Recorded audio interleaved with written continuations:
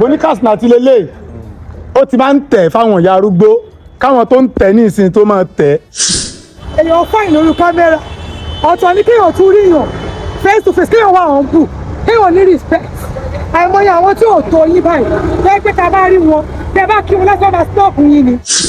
gbogbo àwọn tó ń pera wọn pásítọ̀ ń sìn yẹn fine bara ní gbogbo FM stations and dálẹ̀ they will now be donating little something for them lẹ́tì bẹ̀ wọ́n á máa fáwọn èèyàn ẹ wá ga 10,000 ṣéye tó ń fún wọn ni wọ́n á fáwọn èèyàn ẹ lọ wo péjì Kasnaty lọ wo 5 years ago lọ wo 6 years ago kó o wò bí àwọn yẹn ti wà ń gbà yẹn.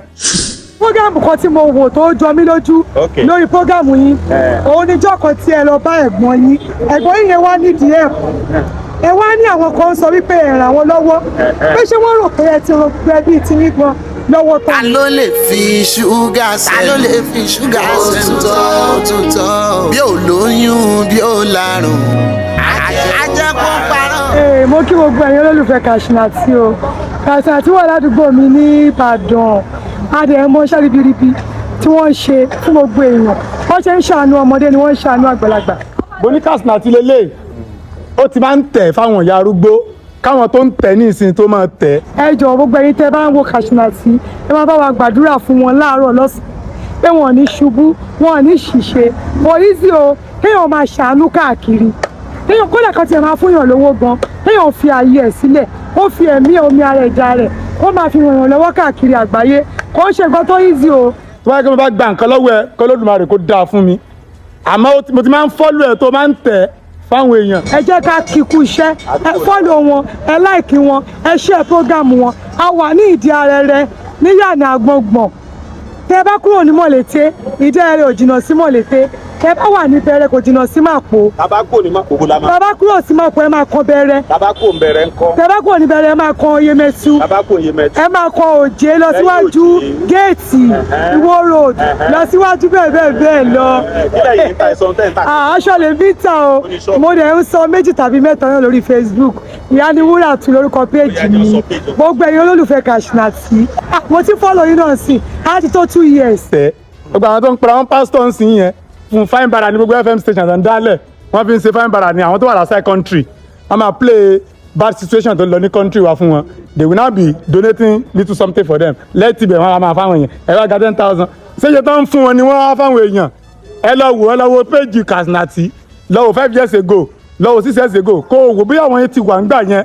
Prógámù kan tí mo wò tó jọ mí lójú lórí prógámù yín òun níjọ́ kan tí ẹ lọ bá ẹ̀gbọ́n yín yẹn wá nídìí ẹ wá ní àwọn kan sọ wípé ẹ ràn wọ́n lọ́wọ́ pé ṣé wọ́n rò pé ẹ ti rò pé bíi ti yín gan lọ́wọ́ tán ni pé kí wọ́n wo ẹni yí ẹ̀gbọ́n yín ni ẹ̀gbọ́n yín gangan pé ó nílò ilé pé kó wọlé tó ń gbé pé ó ti ń pè yín sí mo wá fún ìyàwó wọn ẹ wá fún ìyàwó wọn 100,000 ó tún wọ prógámù yín kan kò tó 3 weeks ẹ fún èèyàn kan ní 800,000 ẹ wá sọ fún ẹni yẹn wípé owó tẹ́ ẹ fún yìí o àwọn fans ló dá fún o pé ṣùgbọ́n owó tẹ́ ẹ lọ fún ẹ̀gbọ́n yín àpò yín lẹ ti yọ pé nídìí eléyìí gbogbo àwọn tí wọ́n ń wò yìí wọ́n má máa bìlífù yìí pé gbogbo ìrìnlẹ̀ lè tẹ́ lọ́rùn ẹ̀ lè tẹ́ gbogbo ayé lọ́rùn. ó dá àǹtí kí lẹ lẹ́yìn ṣe ń bàdàn. mo ń ta aṣọ mo ń ta tailoring materials mo dẹ̀ ń ta materials lórí. níbo làdírẹ́sì ń wà.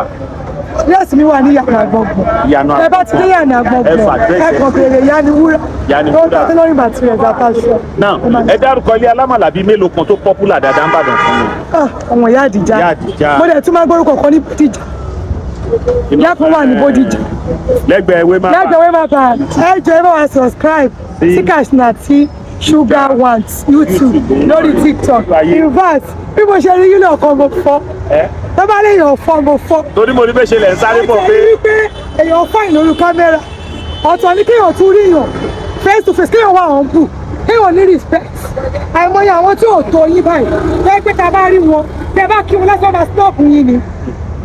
ẹ tó bá ti ní followers lórí Facebook tó ti lówó tó ń lo mọ́tò gidi làwọn celebrity máa ń pọ́nlé bọ́ ẹ wò mí náà mo pẹ́ kí n tó dé ṣọ́ọ̀bù lónìí bí mo ṣe ṣí ṣọ́ọ̀bù mi báyìí ni mo ti sáìtì yín lọ́kàn mo ní mi gbọ́dọ̀ ọmọ Kasnaty tí Kasnaty ló wà lọ́kàn yìí bí mo dẹ̀ ṣe débí ẹ tún fẹ́ dé ọ̀bà fẹ́ ẹ fẹ́ kí mi ṣé tẹ bá wọjú orí yín ṣe máa kì í lọ but gbogbo nǹkan láyé kí wọ́n máa wọ ọmọlúàbí.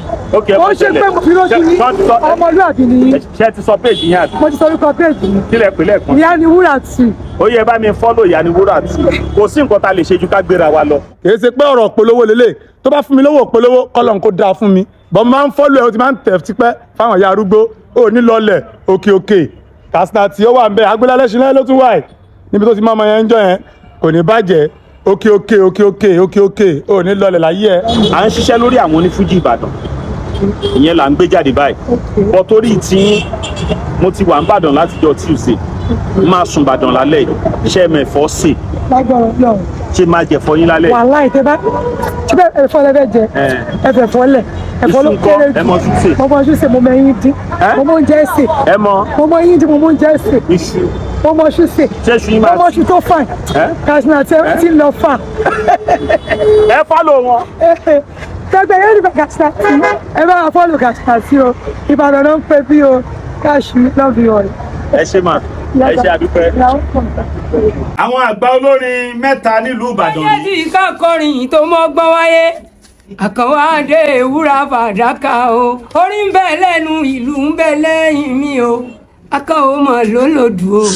ìyá ẹ̀jẹ̀ ìṣe ẹ̀mọ̀ mi owó bàbá Kúdírà lóyún lóhùn bàbá làyìnlá ooo. nígbèmí àyìnlá ṣe ń ṣe mọ̀ ó yà tastik ó yà parí tí ó yà parí pápá ó yà parí pópó oníjẹ bá fẹ́ kẹ́ ẹ gbóhùn lẹ́nu mi tùbálẹ̀ fẹ́ kẹ́ ẹ gbọ́ lẹ́nu mi inú fẹ́ láyìnlá ló ń kọrin àdídùn ṣẹ̀ṣẹ̀ mọ́yìnlá ànágó táyàjọ́ òpàkópàkó ọ̀pẹ̀kẹ̀pẹ̀kẹ̀ ọ̀gbàgbà tìrìgbà ó tìrìgbà ńgbà ẹ̀yìn tẹ́ ní mo sùn mo ti jí mo ní tùbálẹ̀ bá fẹ́ kẹ́ tèbèrè orin tẹ́ bá fẹ́ kẹ́ tèbèrè orin ibẹ̀ lẹ́nu ṣẹ́ńṣẹ́ máa. ọmọ owó tí mo wí alálàgbẹ̀ta òfìkì o oore méjì mà ló bọ́ sí ìrè owó pẹ̀lú ìrè ọmọ àwọn méjèèjì kò ṣe mọ̀ ní mọ̀sá níwọ̀n gbogbo èèyàn tó bá ń gbòòrin ọmọ owó tówó tọmọ òníwọ̀n lọ dẹ̀dẹ̀ tiwọn. iṣẹ́ orin yẹmi yékéyéké alàgbé ọmọ owó iṣẹ́ orin yẹmi yékéyéké mi ò ní kọrin tí o bá gbà mú mi ò ní kọrin tí o bá system mú o iṣẹ́ orin yẹmi yékéyéké. Kasnaty ṣúgà mi o ṣúgà mi gbogbo ṣúgà mi ṣúgà ló ń dùn ṣẹ́sọ. Kasnaty ṣúgà tó mọ ṣúgà ó ń dùn tó bá jẹ ṣúgà ó ń dùn bó jẹ ọ́nì ó ń dùn ọ̀rọ̀ rẹ tó ń dùn ká ṣúgà o yóò máa dùn náà ní yóò máa dùn. Kasnaty ṣúgà lẹ́ ń gbọ́ yẹn o ẹ jẹ́ máa gbọ́ wọn o ìyẹn dùn létí ó dùn lẹ́nu Taofiki Kúnlé.